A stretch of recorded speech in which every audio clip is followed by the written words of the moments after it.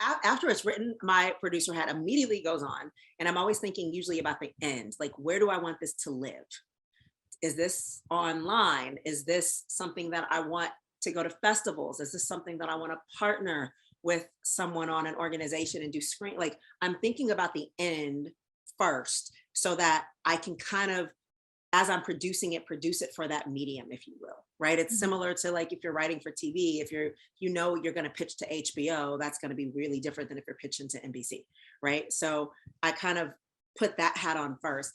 And then immediately I start thinking about, my thing is always like, how can you shoot your for great quality for like the least amount of money, right? Like, how can we do amazing quality that is all the production value you want on a tight budget? Because most independent filmmakers are on a tight budget. So I'm always looking at like, how do I cut down my days? How can I cut down all of the big ticket items, as I call them? So usually that's locations, Mhm. that's crew, that's food, and then that's also post, which is what I find a lot of people forget about. People put post to the end.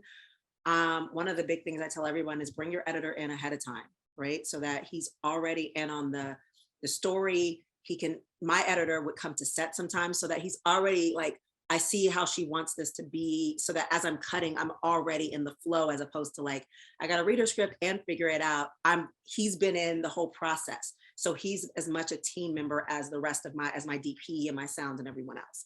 That's something that I have found has been very helpful for me in post, because they're such a part of that creative process.